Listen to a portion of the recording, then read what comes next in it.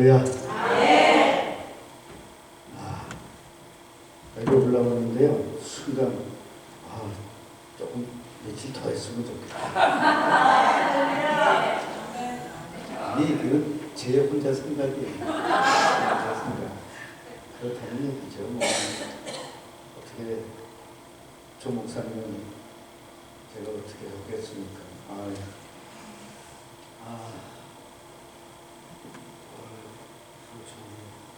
이렇게 주일날에 나와서 집에 등록하시고 지금까지 교회 안에 계시는 여러분들이 참 부럽습니다.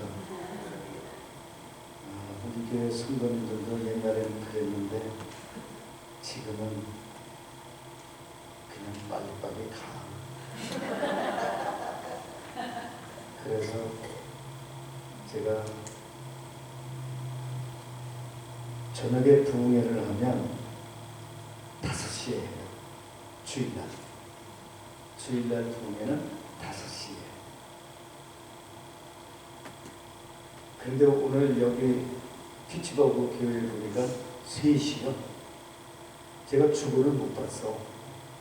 아침에 광고 오시는데 3시라고. 3시요. 그랬더니 3시가 참 좋네. 안 가시잖아. 제가 집에 가서 제 집사람한테 그럴 거예요. 이제 5시 하지 말자. 우리도 3시에 하자. 그랬더니 성도님들이 안 가시더라. 그래서 그렇게 하려고 그래요. 여러분들 참 너무 부럽습니다. 이렇게 끝까지 나눠주셔서 너무 감사드리고요. 좀 아쉽긴 합니다. 지금 이제 마지막 시간이다라고 생각하니까 좀 그런데 우선 일단은 우리가 말씀을 들을 우리 성경 말씀을 한번 보고 읽고 그리고 이어서 또 계속해서 나가겠습니다. 누가복음 23장입니다.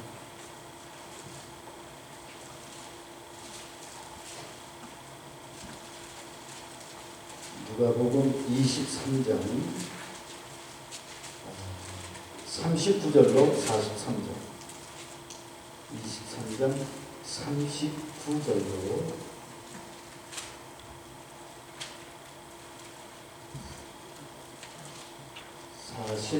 43절.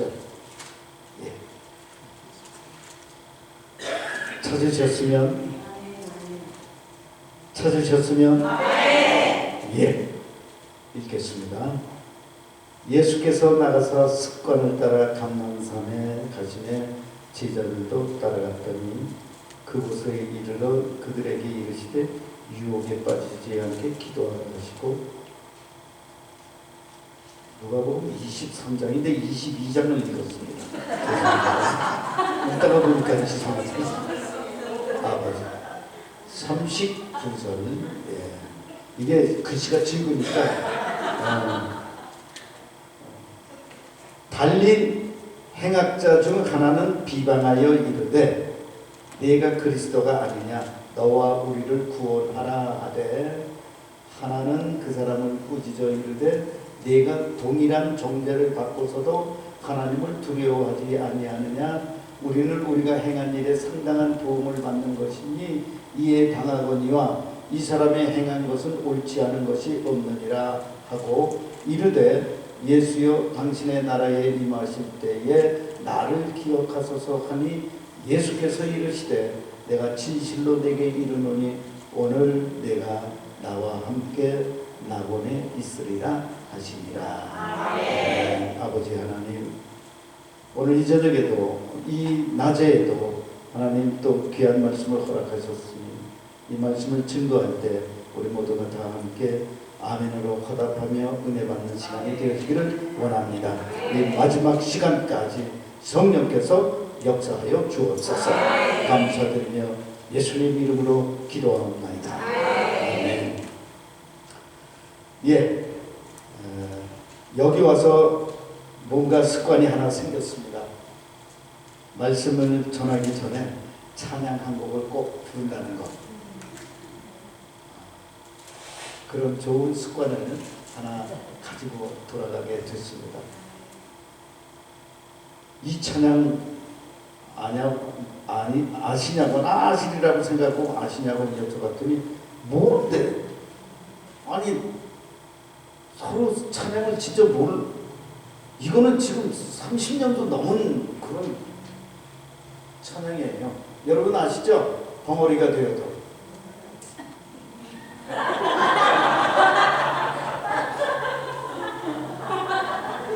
제가 이 찬송을 간증 집회를 가면 집사 시절에 간증 집회를 가면 항상 이 찬양을 불렀어요. 왜 불렀냐? 제가 이 찬양에 깨진 거예요. 이 기도원에 가서 이 찬송을 부르다가 그냥 완전히 깨졌어요. 어떻게 깨졌냐? 마지막, 그래서 가사가 중요하다는 거예요. 찬양 부를 때 가사를 꼭 이렇게 들여다봐야 돼요. 마지막에 벙어리가 되어도 찬양하며 살리라는 그 고백이, 와, 저를 얼마나 양심의 가책을 느꼈는지. 나는 건성 찬송을 불렀어요. 정말 교회는 갔으니 왔으니 찬송을 부르니까 찬송 불러야지. 그냥 건성 부르는 거예요. 그냥 건성. 그런데 기도원에서 제가 성령 세례를 받았다고 그랬잖아요. 기도원에서 찬송을 부르는데 이 찬송을 부르는 거예요. 그런데 가사를 보니까 벙어리가 되어도 찬양하며 살리라고 그렇게 호소를 하는데, 나는 뭐야 이게? 나는 벙어리가 아니잖아. 근데 찬양을 제대로 못했으니 얼마나 양심이 불량이었냔 말이에요. 하나님 보시기에. 그래서 거기서 그냥 회개하면서 기도를 하는데요, 와, 그냥 은혜가 쏟아지기 시작하는데, 또 한 번 얘기지만 이 안이 얼마나 환한지요. 어떻게 할 수가, 말로 표현할 수가 없어. 그래서 너무 감사해서 간증이라는 하나님 영광 돌리는 그런 모습인데, 내가 간증할 때 이 찬양을 꼭 불렀어요. 제가 불러드리고 말씀으로 들어가겠습니다. 아멘. 주여 우리의 죄를 용서하여 주소서. 지난 날의 잘못을 사하여 주옵소서. 주여 주여 나의 죄를 위하여 주여 주여 십자가를 치셨네. 주님 가신 그 길을 나도 걸어야 하네. 주님 가신 그 길을 나도 걸어야 하네. 주여 우리의 죄를 용서하여 주소서. 지난 날의 허물을 사하여 주옵소서. 주여 주여 나의 죄를 위하여 주여 주여 십자가를 지셨네. 나의 생명 다하여 주를 위해 살리라. 벙어리가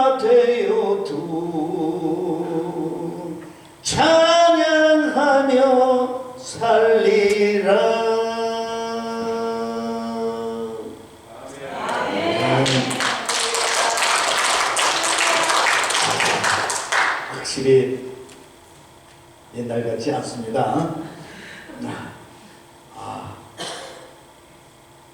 참 이 찬송을 부르면서 내가 그동안 뭐 했나, 많은 것을 되돌아보면 그랬어요.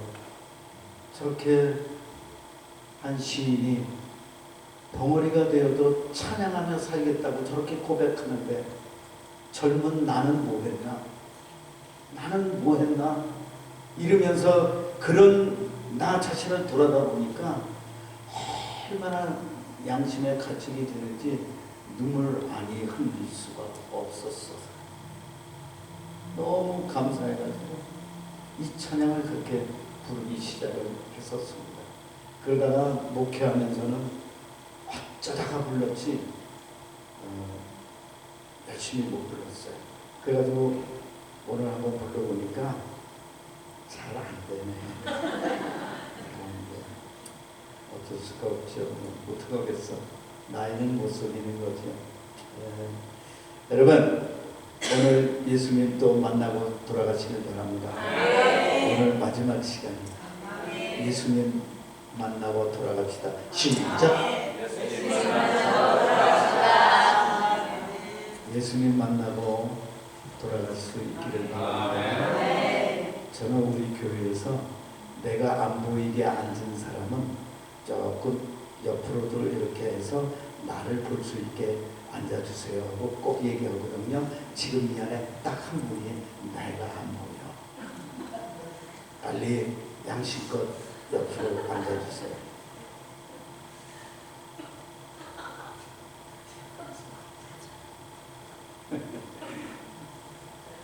순종하는 자에게 복이 있을지어다. 조금만 움직이시면 돼요. 그래서 우리가 서로 얼굴을 보면서 이렇게 또 교감을 나눠야 될 거 아니에요. 그렇죠? 오늘 본문 말씀을 통해서 두 강도, 엇갈린 운명, 두 강도에게 주어진 엇갈린 운명에 대해서 여러분들과 한번 말씀을 나누고자 하는 거예요. 이 세상의 삶을 정신없이 살던 한 젊은이가 50살이 되어서야 정신을 차렸어. 나보다도 조금 심했어. 나는 그래도 40에 정신을 차렸는데 이 사람은 50살에 돼서야 정신을 차렸어. 이제부터는 좀 다르게 인생을 살았으면 좋겠다 하는 생각을 합니다. 어떻게 사는 것이 참다운 인생일까? 고민하다가 마침내는 복음을 받아들이고 남은 인생을 농민들과 함께 살기로 결심을 합니다. 그가 바로 세계적인 문호, 러시아 작가 톨스토이. 톨스토이는 아시죠?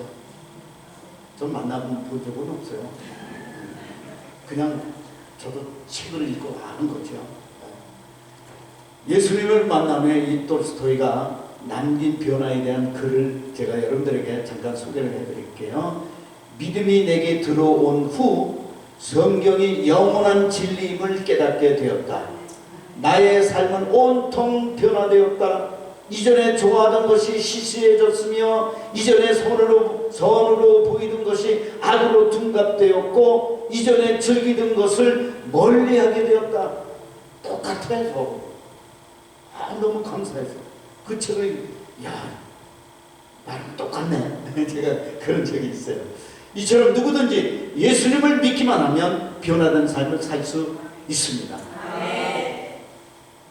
제대로 믿으시기를 바랍니다. 그러면 변화돼요.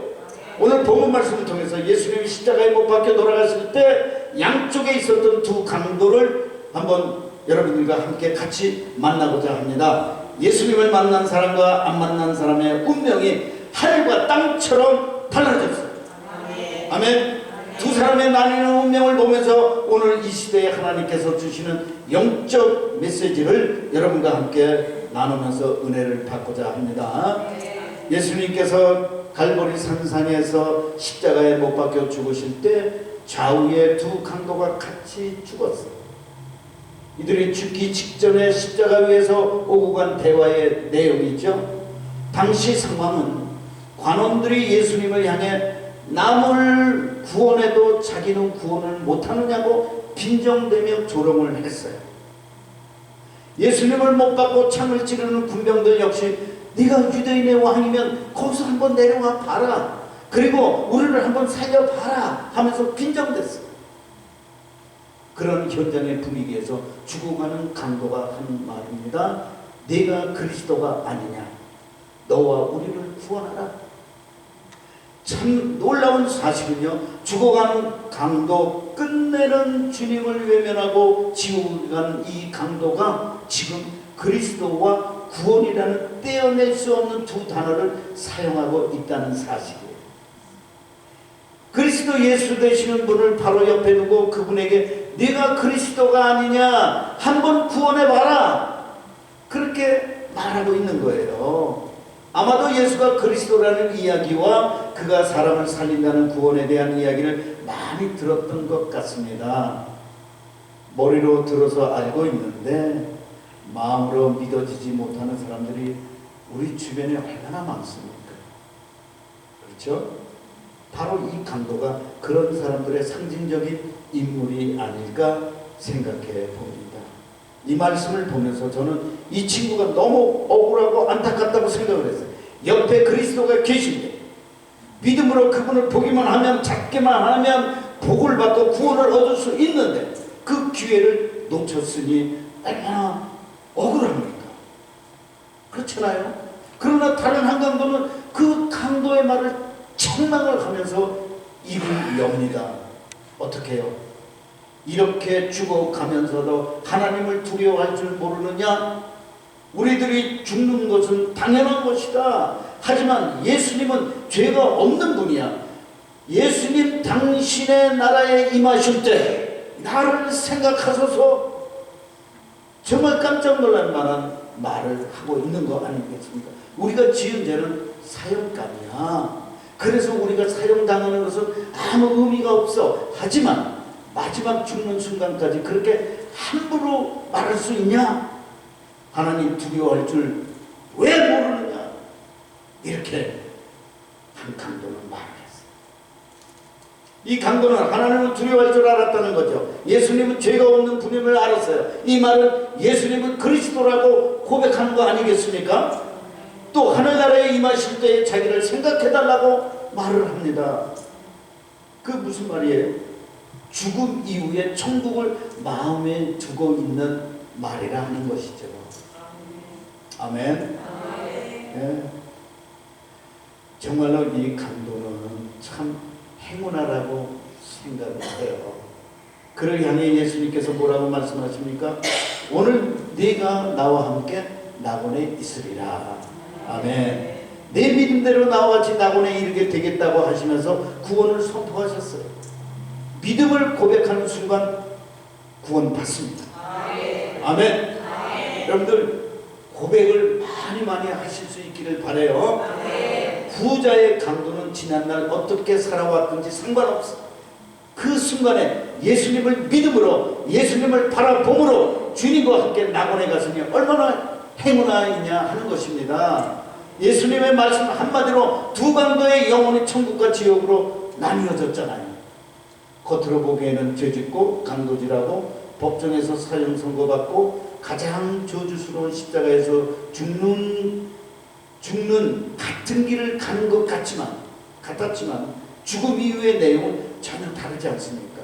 하늘과 땅 차이로 천국과 지옥으로 나누는 것을 오늘 본문 말씀을 통해서 우리는 알 수가 있는 거예요. 이처럼 천국과 지옥을 갈라놓기 위해서 하나님은 인간에게 죽음을 허락하셨어요. 이 땅에서는 예수 믿는 사람과 믿지 않는 사람들이 비슷하게 살아가는 것처럼 보입니다. 그러나 죽으면 도무지 만날 수 없는 천국과 지옥으로 나뉜다 하는 것입니다. 이것을 믿으셔야 합니다. 이걸 믿어야지 우리가 예수를 믿을 수가 있는 거지, 이걸 믿지 못하면 예수 믿는 게 아니에요. 이걸 믿어야 됩니다. 한번 믿어보세요. 다 믿으시겠지만 제가 볼 때 또 몇 사람은 안 믿는 것 같아. 한번 믿어보세요. 제가 부탁을 드릴게요. 믿어보시면 역사가 일어나. 아, 천국과 지옥이 분명히 있구나. 이걸 깨닫게 된단 말이죠. 아멘.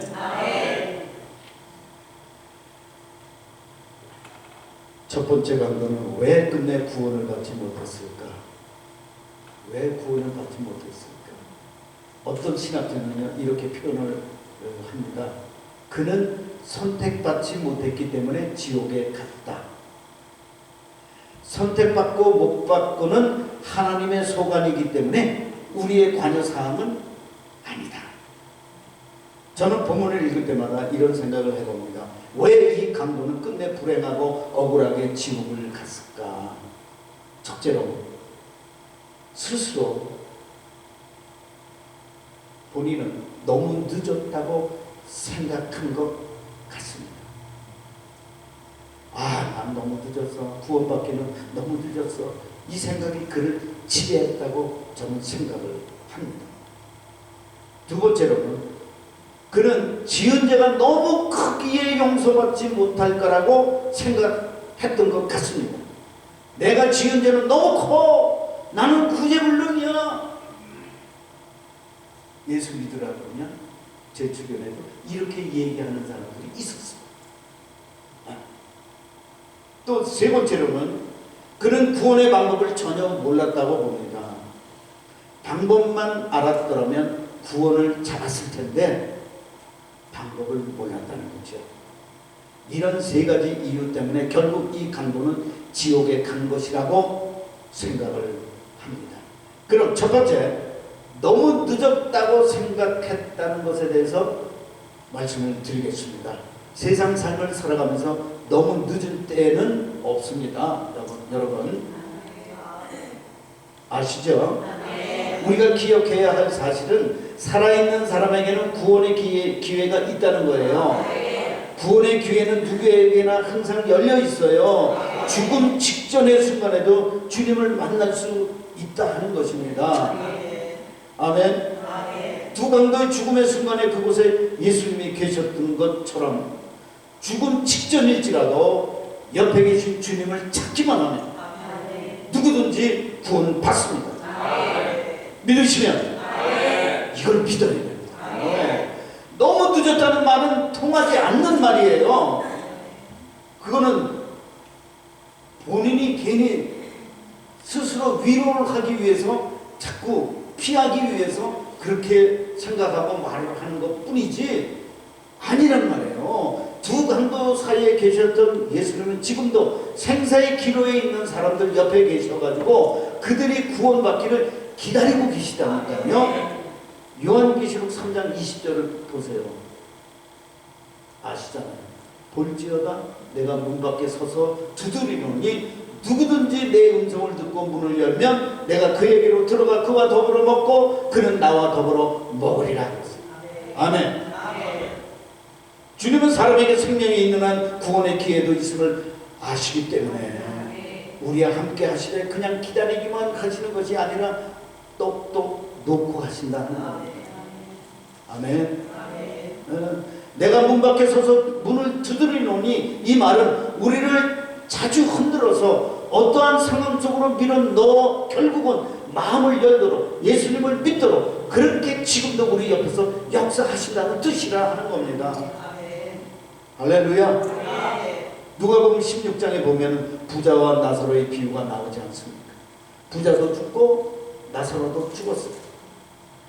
이 두 사람이 죽고 난 후에 부자는 음부의 불꽃 가운데서 고통을 당하는 모습으로 있고 이 땅에서 가난했던 나사로는 나굴에서 아브라함의 품에 안겨서 행복한 모습으로 나타납니다. 제가 옛날 이야기한 거 아니에요? 성경에 나와 있는 거 얘기하는 거예요. 네. 자, 누가복음 16장 24절 말씀에 보면은 음부에서 부자가 요청을 해요. 뭐라고요? 불러 이르되 아버지 아브라함이여 나를 긍휼히 여기사 나사로를 보내어 그 손가락 끝에 물을 찍어 내 혀를 서늘하게 하소서. 내가 이 불꽃 가운데서 괴로워하나요. 아이고 얼마나 목이 타겠어요. 그 뜨거운 불길 속에 지옥에 있는 그 부자가. 그러니까 손가락 끝에 물을 내 혀에다가 좀 대달라는 거예요. 그 안타까운 모습이 우리 상상이 되잖아요. 우리가 상상할 수 있는 것만큼은 상상할 수 있잖아요. 그렇죠? 네. 자, 그때 이런 말로 거절을 당해요. 26절에 보니까, 누가복음 16장 26절에 보니까, 이뿐 아니라 너희와 우리 사이에 큰 구렁텅이가 놓여 있어 여기서 너희에게 건너가고자 하되 갈 수 없고 거기서 우리에게 건너올 수도 없게 하였느니라 그랬어요. 그러니까 다닐 수가 없는 거야. 구렁텅이에 빠져 그 불구덩이에 지옥으로 떨어졌으니 어떻게 어딜 다니겠냐 이거죠. 꼼짝 말고 너는 찍소리 말고 거기서 그냥 살아. 지옥에서 살아. 그 말이나 똑같은 거예요. 사람이 죽고 나면 더 이상 기회가 없다는 뜻이죠. 자, 회개할 기회도, 믿을 수 있는 기회도, 구원의 기회도 죽고 나면 단 1%도 없습니다. 이걸 아셔야 돼요. 그러나 살아있는 동안에는 100% 기회가 있다는 거예요. 살아있는 한 구원의 기회는 있습니다. 살아있는 한 구원의 기회는 있습니다. 믿으셔야 하는 거예요. 믿으셔야 하는. 너무 늦었다고 포기하는 것은 결코 성경적인 것이 아니라는 거죠. 때문에 살아있는 사람에게 복음을 전해야 한다는 거예요. 여러분에게, 여러분 가운데 내일을 보장할 수 있는 사람이 단 한 명이라도 있습니까? 내일 보장할 수 있어요? 내일을 자신할 수 있겠냐 하는 것입니다. 어떤 일이 벌어질지 우리가 어떻게 하냐고요. 모르는 거예요. 지구촌에서는 이 순간에도 어디선가 한 사람씩 죽어가고 있어요. 지금 이 순간에도. 우리가 아니고 내가 아니기 때문에 의식하지 못할 뿐이죠. 이 지구촌 어디에선가는 지금도 누군가가 죽어가고 있단 말이에요. 그리고 이것이 언젠가는 우리에게도 해당되는 것이라 하는 겁니다.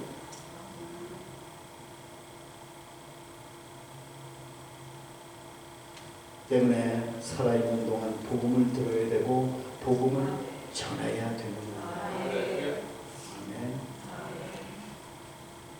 여의도 순복음교회에서 왜 이렇게 많은 사람들이 전도를 안 했어요? 이런 복음을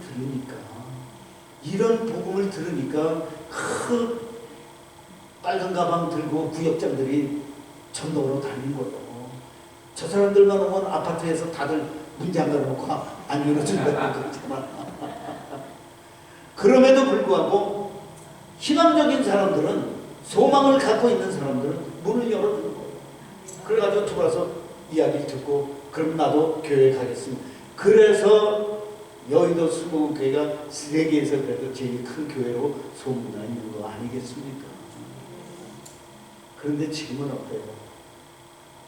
교회마다 이런 복음적인 설교를 듣기가 많이 어렵다고들 그래요.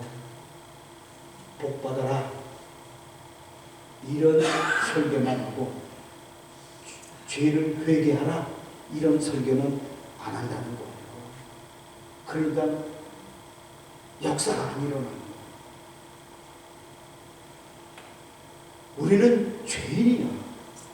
그러니까 이 죄를 우리가 용서를 받고 지속해서 예수 그리스도를 나의 구주라고 믿고 영접하고 예수를 바라보면서 신앙생활을 해 나가면 내가 전도하지 아니할 수가 없는 거예요.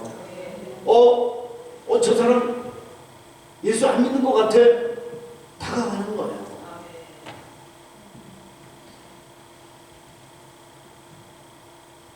목사님 전도 받아보셨어요? 목사가 돼가지고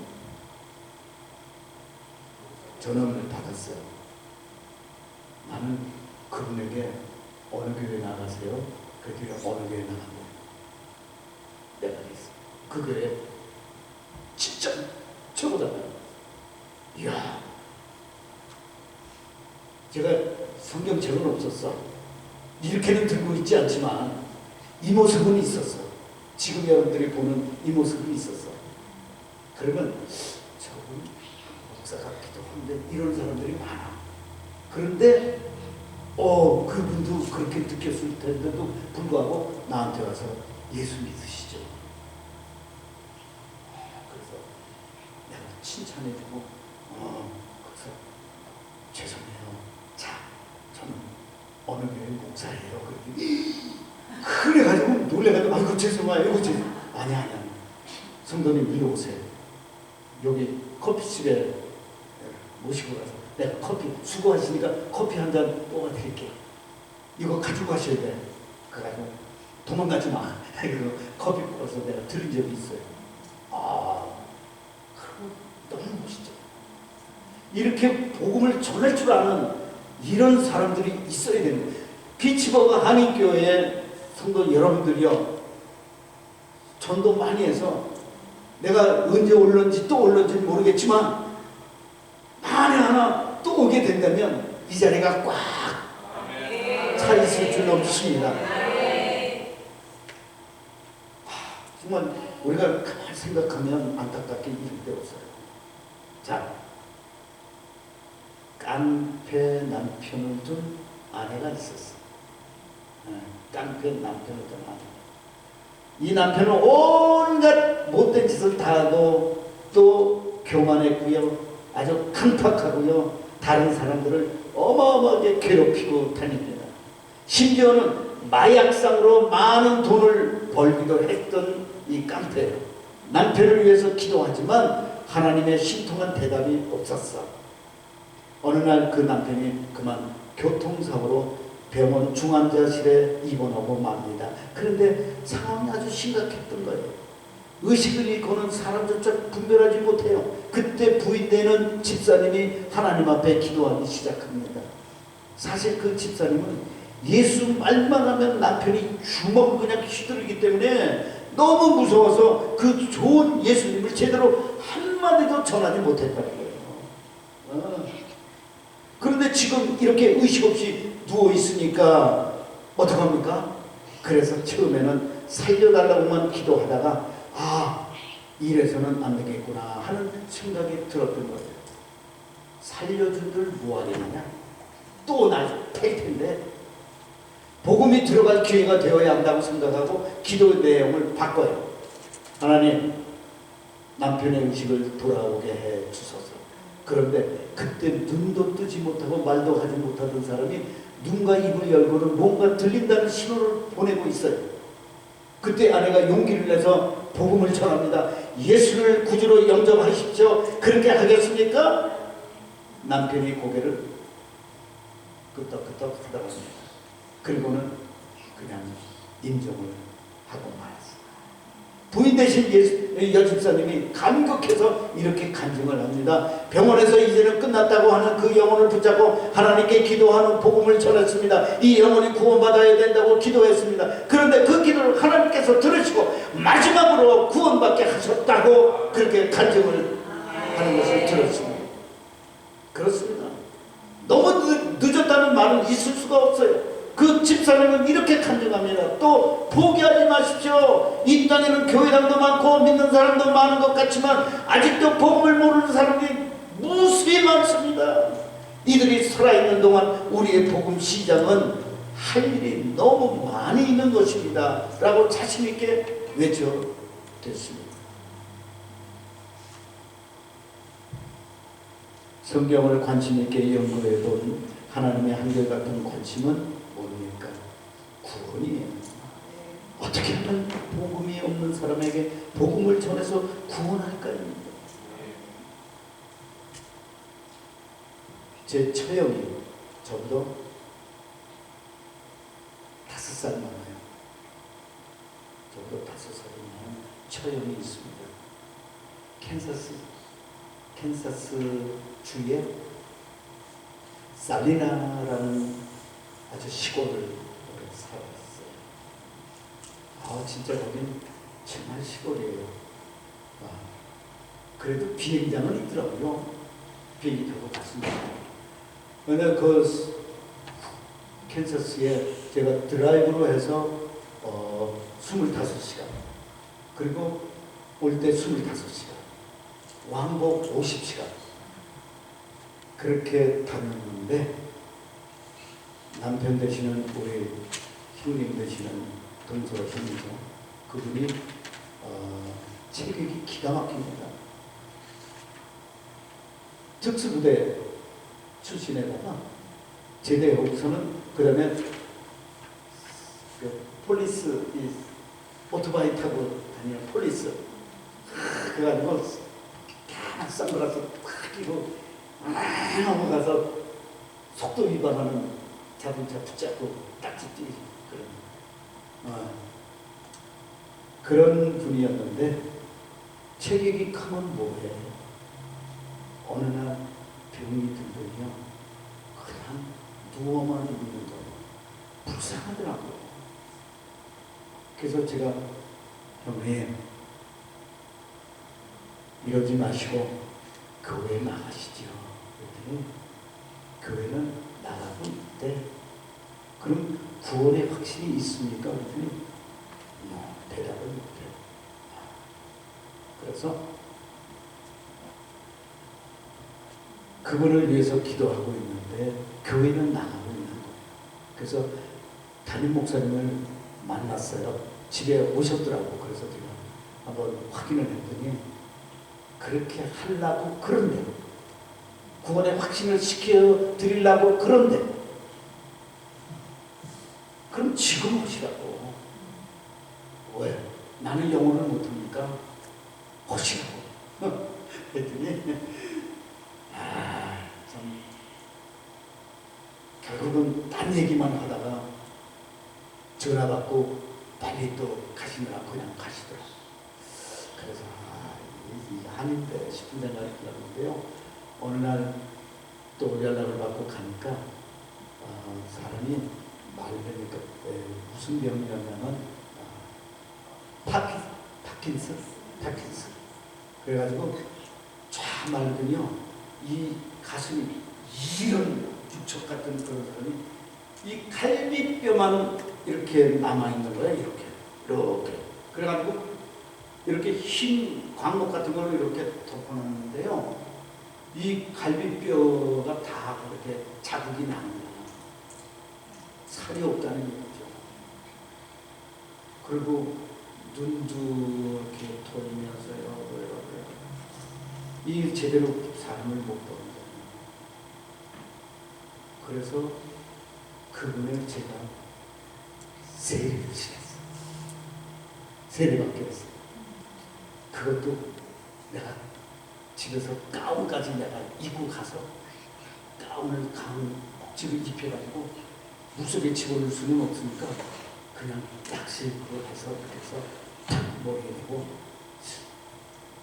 물세례를 준 거죠. 네. 그렇게 해가지고서는 세례를 줬는데 구원의 확신을 내가 시키지 못하겠는 거야. 영어가 딸리니까 어떻게 그럴지 모르겠어. 그래서 이제 그렇게만 했는데요, 결국은 가셨어요. 그러니까 이제 군 출신이니까 그 세미타리 거기에 이제 묻히시더라고요. 그 추울 때 이제 거기를 갔는데요, 얼마나 추운지만. 그런데 저희 처형이 남편 화장실을 데리고 가다가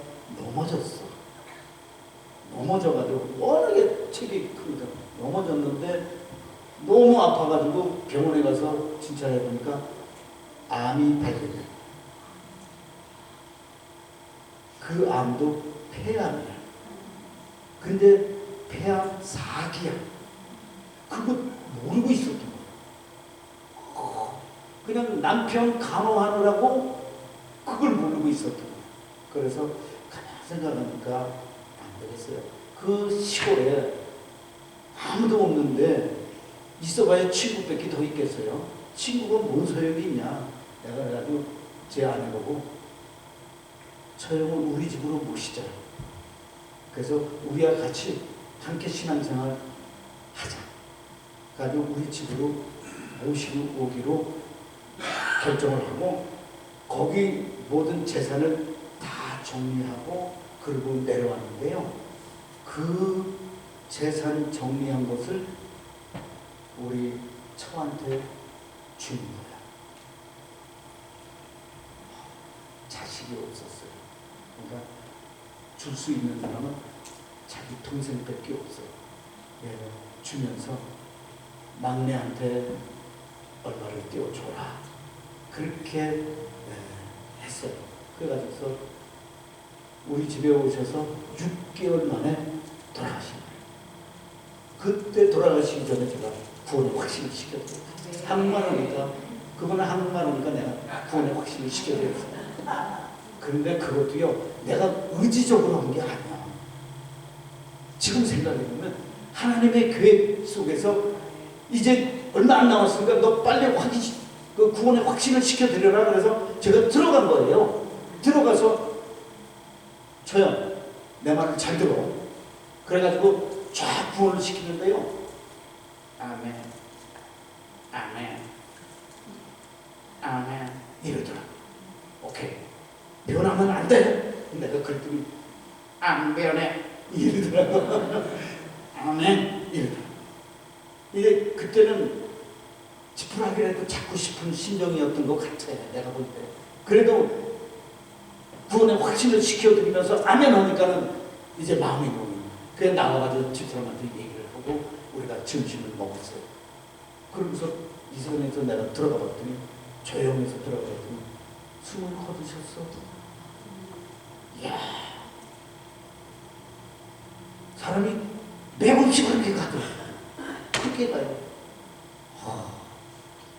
그래서 정말 죽기 직전이라도 구원의 확신을 꼭 시켜드려야 돼요. 그래야 그 사람이 천국 갈 수 있다. 그래서 제가 우리 처복 그랬어요. 여보, 당신 언니 천국 갔다. 천국 갔어. 그리고 잘 모셔드려요. 잘 모셔드리고. 그러고서 주고 간 그 재산을 제가 무슨 돈이 있겠어요. 그 재산 딴 데 쓰지만 우리 아들들은요, 아빠 이모가 준 돈 함부로 쓰지 말고 섬기지 다녀. 여행 겸해서 섬기지 다녀. 그러면서 마음껏 쓰라는 거야. 그러고 싶어. 나도 그러고 싶더라고요. 알았어, 내가 엄마한테 얘기할게. 그러고 다녔더니 우리 집사람은 뭐라고 하냐면 이거를 의미 있게 쓰자. 그래서 선교센터, 우리나라로 말하자면 대궐 같은 집을 하나 샀어요. 그 돈이 돼. 그러니까 샀어. 그 대신 난 꼬리 남겨놓으면 난 안 한다 그랬어요. 뭐 몰개지. 아주 나 이 몰개지에 내가 미국에서 아주 진짜 싫어요. 교회를 결국에 이 몰개지를 못 내가지고 저기 돌려준 거 아니에요. 그래서 이제 몰개지 남기지 마라. 다 페이업해요. 그래가지고 그걸 다 해서 선교센터를 구하게 된 거예요. 마련하게 된 거예요. 그래서 우리 조윤성 목사님도 개헌 예배 드릴 때 오시오. 제가 정식으로 초청을 해서 오셔서 확인을 하신 거지. 예, 그래요. 참 이 구원의 확신이라는 게 우리 목사님들, 그 다음에 성도님들도 똑같아요. 예수 믿지 않는 사람들에게 복음을 전해야 돼요. 우리 성도님들이 뭐라 그러냐, 그 복음을 전해라고. 목사님처럼 그렇게 말을 잘 못해요. 그럼 어떻게 전해? 예수 믿으라는 말도 못하나? 예수 믿으세요. 한번 해봐요. 예수 믿으세요. 아니, 우리 성도님들 예수 믿으세요. 한번 해봐. 그거요. 그러면 되는 거예요. 아주 거창하게, 아주 유창하게 무슨 말을 하는 게 아니야. 예수 믿으세요. 그리고 구원 받으세요. 한번 해봐요. 구원 받으세요. 구원 받으세요. 그럼 됐어요. 예수 믿으세요. 예수 믿고 구원 받으세요. 붙여. 따로따로 얘기하는. 예수 믿고 구원 받으세요. 오케이. 해봐. 예수 믿고 구원. 그렇게만 하면 되는 거예요. 여러분들도 그렇게 하세요. 그래가지고 자꾸 교인들을 만들어야 돼요. 교회를 나오게 하고 그렇게 하면요 여러분들의 상급이 하늘나라에 쌓여요. 아멘. 우리 담임 목사님도 뭐 이렇게 상품도 줄 수도 있고 그렇겠지만 그거보다는 하늘나라에 쌓이는 상급이 중요한 거죠. 성경을 관심 있게 연구해 보면 한결같은 그런 관심이 구원이라고 알려드렸습니다. 자, 사도 바울이 276명이 탈 수 있는 커다란 배를 타고서 로마로 압송되어 가는데 갑자기 보름 동안 배가 뒤집어질 정도로 심한 풍랑이 일어났어요. 성경에 나와 있습니다. 모든 사람이 완전히 기진맥진해서 쓰러져 있을 때 마침내 하나님은 죄수의 몸으로 끌려가고 있는 바울의 입을 통해서 276명의 영혼에게 복음을 전하게 만드시는 거예요. 아멘. 그리고 276명 가운데 한 사람도 죽지 않게 하십니다. 풍랑에. 그 다음에는 멜리데 섬으로 엉뚱하게 방향을 틀어가지고 그곳에 가서 3개월 동안 겨울을 지내는 동안에 바울로 하여금 276명에게 복음을 전하게 하신다. 멜리데 원주민들에게 복음이 전해집니다. 그 후에는 바울이 로마까지 가면서 직접 간접적으로 로마의 교회 세우는 일을 하나님이 하세요. 예나 지금이나 하나님은 사람을 통해서 환경을 통해서 끝까지 포기하지 아니하시고 영혼 구원에 초점을 두고 역사하신다는 것을 기억하시기를 진심으로 바랍니다. 그리스도인이라면 예수님의 정신, 하나님의 정신을 마음에 품고 살아야 하는 거예요. 아멘. 벌써 시간이 많이 됐네요. 근데 아직 엄청 많이 남았어. 전해드려요. 마지막 날이니까 그냥 끝까지 다 할게. 괜찮으면 내가 끝내고 그냥 가는데 이 첫 번째밖에 안 했죠. 이제 두 번째, 세 번째 두 코너나 남았어. 자, 두 번째 용서받지 못할 죄는 없다는 거예요. 천국과 지옥으로 갈라지는 두 강도를 보면서 깨달은 또 하나의 교훈은요, 주님 앞에 용서받지 못할 큰 죄는 없다고 하는 거죠. 강도가 어떤 죄를 지었습니까? 죽어가는 강도들이 서로 뭐라고 말했어요? 우리들이 사형 선고를 당하고 죽는 것은 당연하지 않냐, 이렇게 말을 하잖아요. 스스로 당연하다고 인정할 만큼 그들은 흉악범들이었다는 것을 보여주고 있는 거죠. 누구도 이들을 동정하지 않습니다. 누구도 이들을 용납하지 않습니다. 모든 사람들이 이 두 강도만은 지구촌에서 빨리 떠나야 우리가 편하게 살 수 있다고 느끼는 아주 무서운 죄를 지은 자들이에요. 그러나 주님은 이 강도 중 한 사람의 죄를 용서하시지 않습니다. 사람들이 치르는 죄값 가운데 가장 큰 것이 뭐예요? 죄를 짓게 되면 벌금을 내는 방법이 있고 징역을 사는 방법이 있고 사형을 당하는 방법도 있습니다. 이 가운데 가장 큰 죄의 대가는 사형에 해당하는 죄죠. 그런데 우리를 대신해서 예수님이 십자가에서 죽어주심으로 죽을 수밖에 없던 우리 죄를 용서해 주신 거예요. 하나님께서 이러한 속죄와 사랑의 능력을 우리에게 나타내신 줄로 믿으시기를 바랍니다. 그렇기 때문에 사람들이 지옥 가는 것은 죄 때문이 아니야. 죄의 크기가 문제가 아니야. 주님의 사랑과 용서를 받아들이지 않았기 때문에 지옥에 가는 것이라는 겁니다. 구제의 강도를 보면 우리는 그것을 배워야 되는 거예요. 예수님은 말씀하십니다. 죄의 다수나 죄의 경중을 떠나서 누구든지 내게로 오라, 내가 너를 용서하겠노라. 성경을 보면 예수님에게 느낄 수 있는 가장 강한 이미지는 용서하시는 예수님이시라는 거죠. 가늠하다가 현장에 잡힌 여인을 돌로 쳐 죽이고자 아우성 칠 때에 예수님께서 그 여인을 향해서 말씀하십니다. 뭐라고 말씀하십니까? 예수께서 이르시되 나도 너를 정죄하지 아니하노니 가서 다시는 죄를 범하지 말라 하시니라 그랬습니다. 사랑하는 제자 베드로가 3번씩이나 예수를 모른다고 부인했지만 주님은 그를 용서하십니다. 가증스럽게 가룟 유다가 입을 맞추며 예수님의 팔을 넘기는 그 순간에도 주님은 그를 용서하신다 하는 것입니다. 십자가에 못 박고 가시관을 씌우고 창자국을 찌르는 그들을 향해서도 이렇게 말씀하고 계시죠. 저들이 알지 못해서 그러니 용서해 주소서. 마지막 숨지기 직전에 용서 기도를 하시는 예수님. 이런 예수님의 모습이 저에게 가장 인상적으로 남았다 하는 것입니다. 계산할 수 없는 하나님의 은혜 아니겠습니까? 아멘. 아멘. 우리 잘 알고 계시는 스펄전 목사님, 영국의 스펄전 목사님이 항상 가지고 다니는 책이 있었다고 합니다. 근데 그 책에는 전혀 글자가 없는 책이라는 거예요.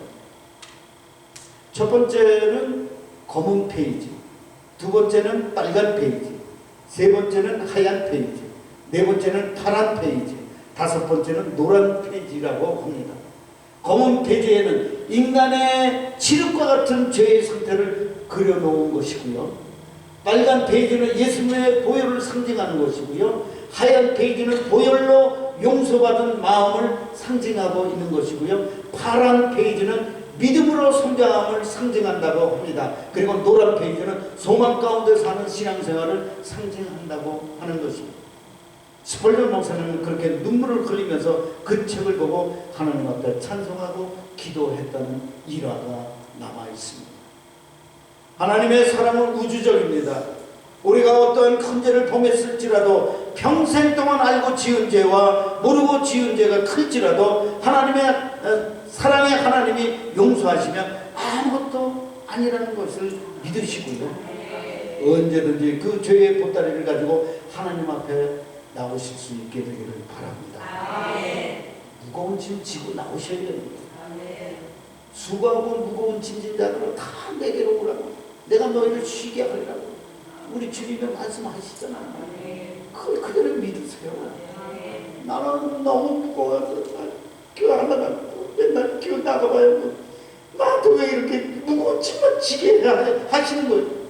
그렇게 하나님을 원망하지 마시고, 여기는 또 다른 또 하나님의 뜻이 있으시겠구나 이렇게 생각하시고 무거운 짐을 그냥 짊어지고 교회 나와서 다 내려놓고 가시면 됩니다.